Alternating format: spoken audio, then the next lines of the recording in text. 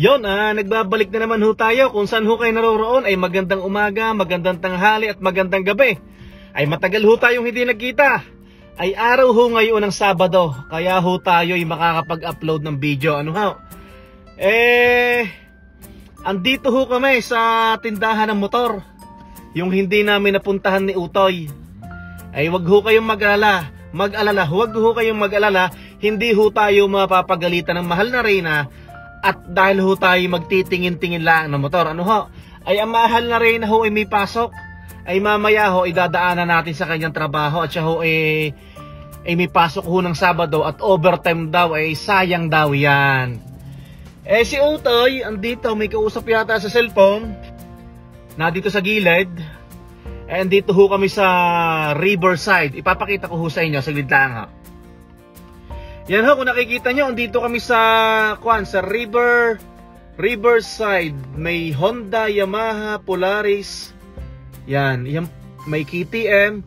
Yan pong Polaris, brand po yan ng Snowmobile at saka ng ano bang tawag dyan, ng ATV. Yan, brand po yan. Andito po kami sa St. Albert. Yan. Huwag ho kayong mag-alala at hindi ho tayo mapapagalitan ng mahal na Reyna. Ano? Yan. Ay bago ho tayo mamasyal sa loob, syempre, gusto ko muna mag-share, ano ho? Ay may nag-message sa akin 3 days ago sa messenger ko. Ang tanong sa akin, kung mahirap daw maglipat ng province to province.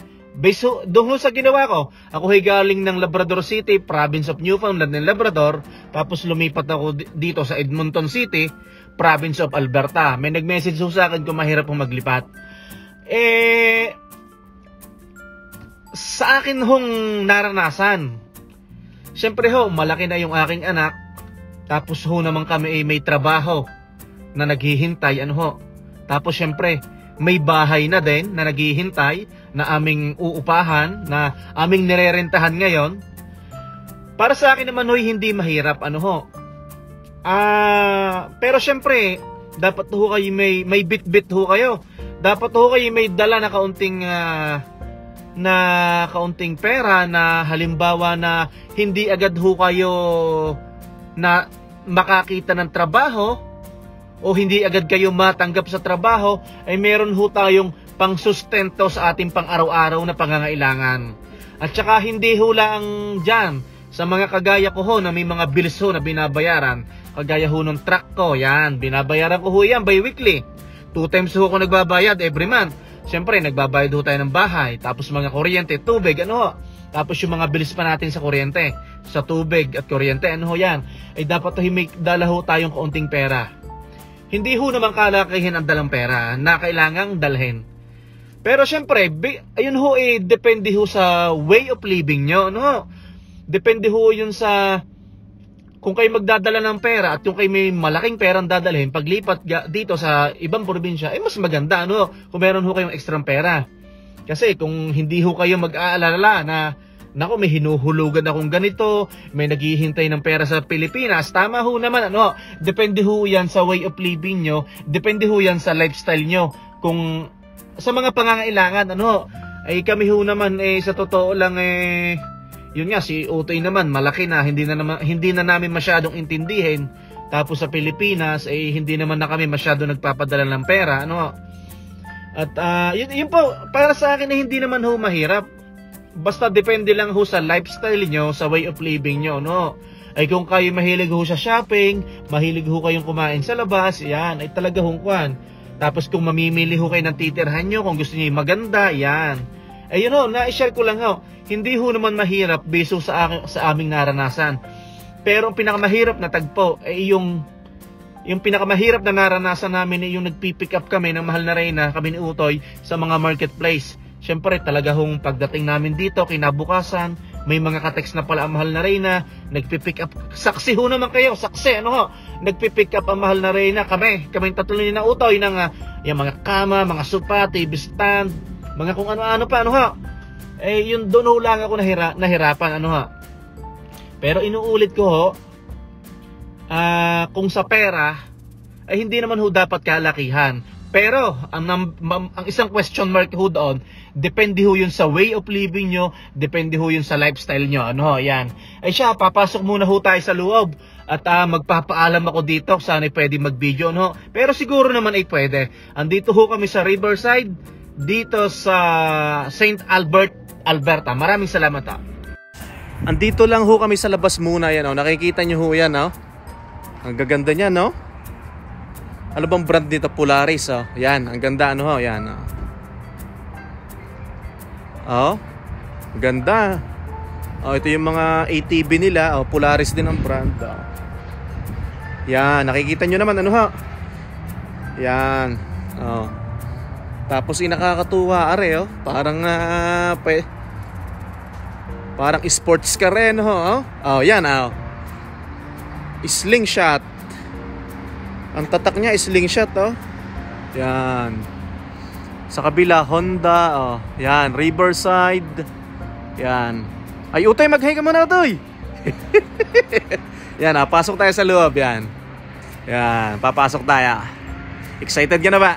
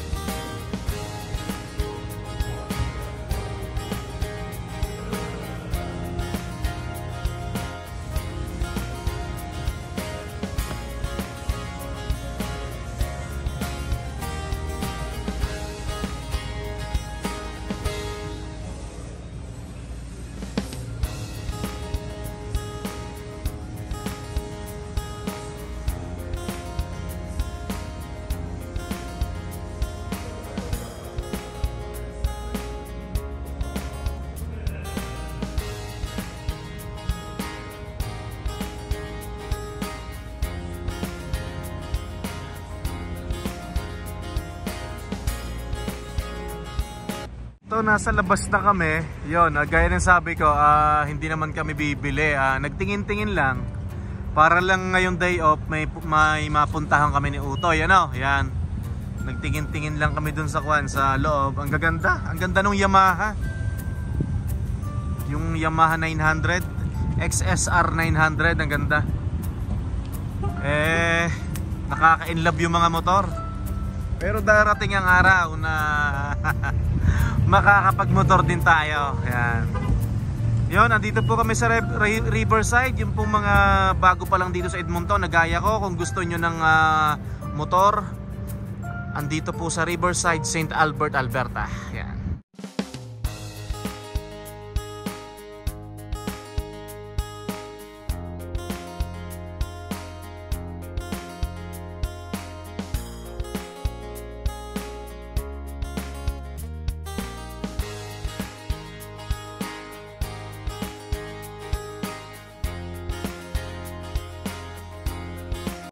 Yan, paalis na sina kuya. Yan, ingat kayo sa pagmumotor ha.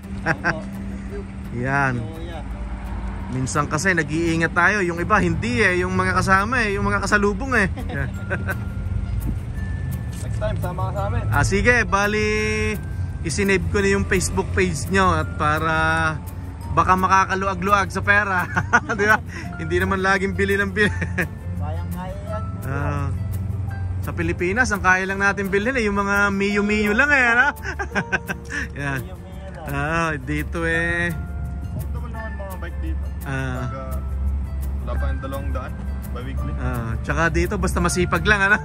So may trabaho ka? So may trabaho. Kung may trabaho, may pangutang. Kung bayad. Magkakatrabaho kayong tatlo? Hindi. Klase po. Kakaklase. Yan, no? Naangas talagang tingnan pag may motor totoo naman Pinas. Yan, Ibo no? Yan.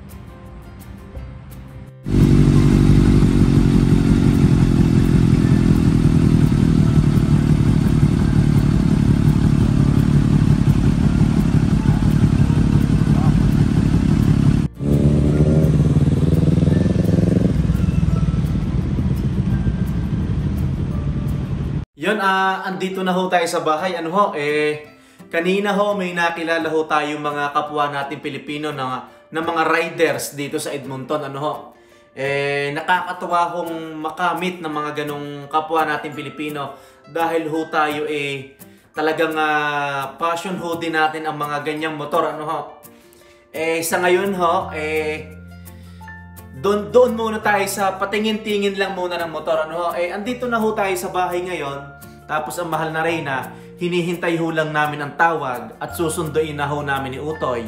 At si mahal na Reyna, nagyayaya po siya mag-scooter. Bali pupunta po kami ng downtown at mag-i-scooter. Tapos pupuntahan namin yung milk tea, yung aming paborito na. Paborito na namin ngayon yun, yung Tiger Sugar. Pasensya na ho at ngayon lang ho ulit tayo nakita-kita. Ngayon ho tayo nakapaggawa ng video, dahil Monday to Friday may pasok ho tayo, Tapos syempre, may mga ibang bagay ho tayo na pinagkakaabalahan na ginagawa dito sa bahay namin. Tapos syempre, may mga pagkakataon po tayo na nakikipag-video call po tayo sa pamilya, kapatid natin at kaibigan sa Pilipinas, pero mahalaga po, kahit pa paano ay nakapamasyal kami ni Utoy kasi yun po talaga ang pinaka-importante. Meron kaming time sa aming anak. Yun ho ang pinaka-importante sa amin hong opinion. Yan. Bali, hindi sana ibablog ko kanina. Naggawa kami ng bakod dito sa labas namin. Ipapakita ko sa inyo. Saglit lang Yan kung nakikita nyo may bakod na. Tapos Saturday, lalagyan na namin ng mga panel board yan. Bali, yung may-ari ng bahay, napakabait.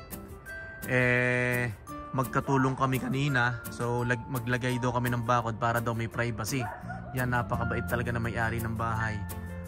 So, next Saturday, yan, lalagyan namin nga ng pinakaharang panel board. Yan. Yan. So, at least, makakapag tatambay na kami dito ng mahal na Reyna at ni Utoy. Yan. Siya, hindi ho matatapos ang araw na ito na hindi ho ako nagpapaalam. Yun hong may nagtanong po sa akin na siguro po, sana po nasagot ko ng maayos at sana nagustuhan nyo po ang aking sagot. Sa tanong nyo po na kung mahirap po maglipat ng province to province. Gaya po ng sabi ko kanina, naranasan ko naman po ay hindi naman. So, syempre, depende po yan sa lifestyle nyo. Depende po yan sa way of living nyo. Ano po? Pero, ang number one po talaga, may kaunti po tayong pera. Tapos, may trabaho naghihintay. At syempre, may bahay po tayong tutuluyan. Ano po? Yun lang po. Sana po nasagot ko ng maayos ang tanong nyo. Maraming salamat po. Kung nasasaan po kayo, magandang umaga, magandang tanghali at magandang gabi. Hanggang sa muli, maraming salamat. God bless everyone. Ito yung kumukaw ng atensyon ko, Yamaha. Yan. In love ako dito pag sa street bike. Magkano ang presyo niya? 12,799, 2023 Yamaha XSR 900.